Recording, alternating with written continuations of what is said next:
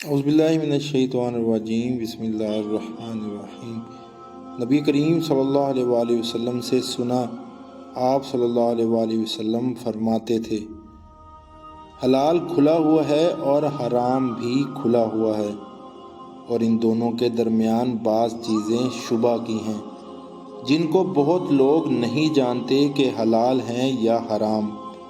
پھر جو کوئی شبہ کی چیزوں سے بھی بچ گیا، اس نے اپنے دین اور عزت کو بچا لیا، اور جو کوئی ان شبہ کی چیزوں میں پڑ گیا، اس کی مثال اس چرواہے کی ہے جو شاہی محفوظ چراگاہ کے آس پاس اپنے جانوروں کو چرائے۔ وہ قریب ہے کہ کبھی اس چراگاہ کے اندر گھس جائے اور شاہی مجرم قرار پائے۔ سن لو، ہر بادشاہ کی ایک چراگاہ ہوتی ہے، اللہ کی چراگاہ اس کی زمین پر حرام چیزیں ہیں، بس ان سے بچو۔ اور سن لو، بدن میں ایک گوشت کا ٹکڑا ہے، جب وہ درست ہوگا سارا بدن درست ہوگا، اور جہاں بگڑا سارا بدن بگڑ گیا۔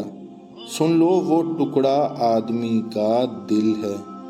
یا اللہ، ہمیں بھی حلال کھانے کی توفیق عطا فرما۔